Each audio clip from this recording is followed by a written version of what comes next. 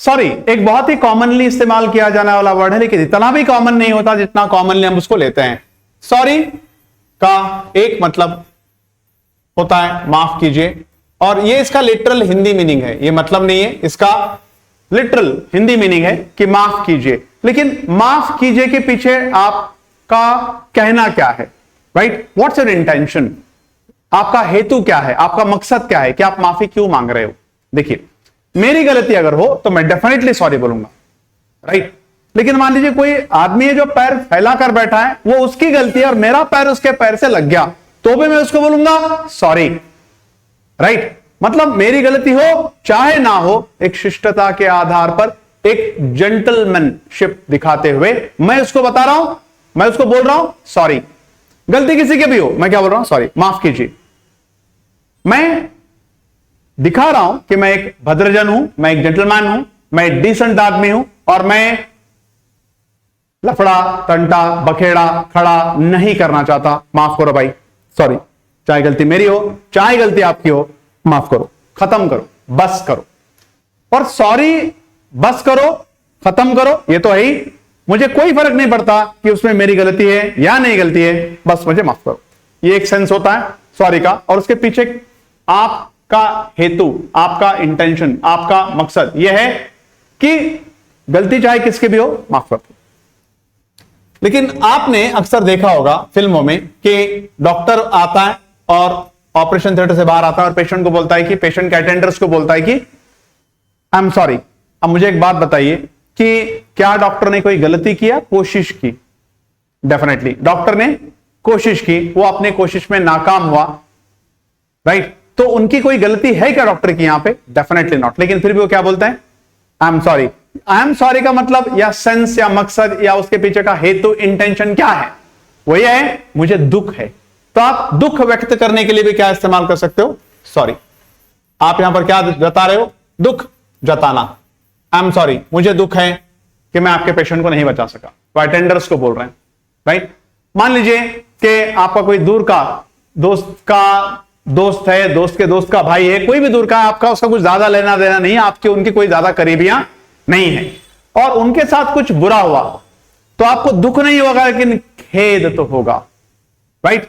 आपको दुख नहीं होगा लेकिन खेद तो होगा। क्योंकि देखिए, दुनिया में हर किसी का दिल अच्छा होता है, हर किसी का दिल पवित्र होता है। हम सब चाहते हैं कि हमारा तो भला हो लेकिन दूसरों का भी भला हो, चाहे वो कोई भी हो उसका भला हो। लेकिन मान लीजिए कोई दूर का दोस्त के दोस्त का भाई है, हमारा बहुत दूर का रिश्तेदार है, ज्यादा कुछ हमारा उनका लेना देना नहीं है, हमें पता चला कि उसका कुछ बुरा हुआ, तो मैं क्या बोलूंगा? I feel extremely sorry.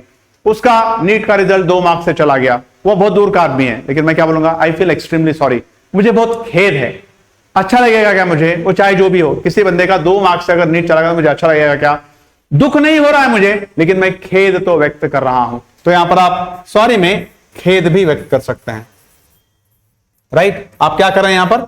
खेद व्यक्त कर सकते हैं। आप दुख भी जता सकते हैं, आप खेद भी व्यक्त कर सकते हैं। आप किसी भी कंट्रोवर्सी को स्पेस नहीं देते हैं। तेरी गलती होगी या मेरी गलती होगी, भाई माफ कर, भाई खत्म कर, चाहे जो भी है, चाहे जिसकी भी गलती है, राइट?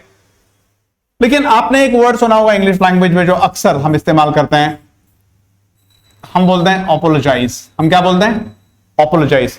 ये भी वर्ब फॉर्म है, और हम बोलते हैं अपोलोजाइज, अपोलोजाइज्ड, ऐसे। अब अपोलोजाइज हम कब बोलते हैं? हम स्वीकार करते हैं कि गलती हमारी है। हम अपोलोजाइज जब बोलते हैं तो हम यहां पर क्या कर रहे हैं? हम एक्सेप्ट कर रहे हैं, हम स्वीकार कर रहे हैं कि गलती मेरी है। यहां पर हम स्वीकार कर भी सकते हैं, यहां पर हम स्वीकार नहीं भी कर सकते हैं। हम मामले को तूल नहीं देना चाहते, हम नहीं चाहते कि कोई बखेड़ा खड़ा हो, हम बस खत्म कर देना चाहते हैं बात वहां पर, तो हम क्या बोलते हैं? सॉरी। लेकिन यहां पर हम एक्सेप्ट कर रहे हैं, हम स्वीकार कर रहे हैं, अपोलोजाइज, राइट? आई अपोलोजाइज, मैं माफी मांगता हूं आपसे। थिंक इज दैट कि यहां पर मेरी गलती है और मैंने स्वीकार की है अपनी गलती को, राइट? अपनी गलती को मैंने स्वीकार किया है। अब यहां पर बोलने वाले अपोलोजाइज भी बोलते हैं, और कुछ लोग सीक अपॉलजीज भी बोलते हैं। आई सीक योर अपॉलजीज, ऐसे बोलते हैं। अब सीक यहां पर वर्ब हो गया,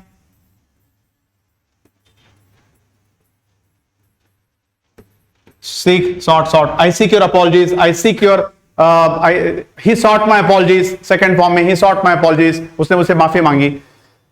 आप पर किसी ने कोई जिम्मेदारी दी थी और आपने भी उसे भरोसा दिया था कि डेफिनेटली आप उसका एक काम करोगे, लेकिन किसी वजह से आप उस काम को नहीं कर पाए, तो आप स्वीकार कर रहे हो कि गलती हुई मुझसे, राइट?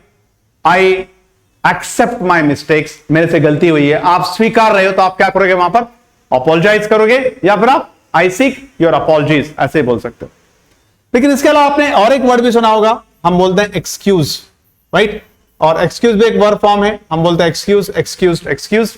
अब मुझे एक बात बताइए, वहां पर कुछ लोग हैं जो एंगेज्ड हैं किसी बात में, वो व्यस्त हैं और मुझे उनका ध्यान आकर्षण करना है, तो मैं किसी को जाके ऐसे थोड़ी बोलूंगा हेलो देखो, हेलो, ऐसे नहीं बोल सकता।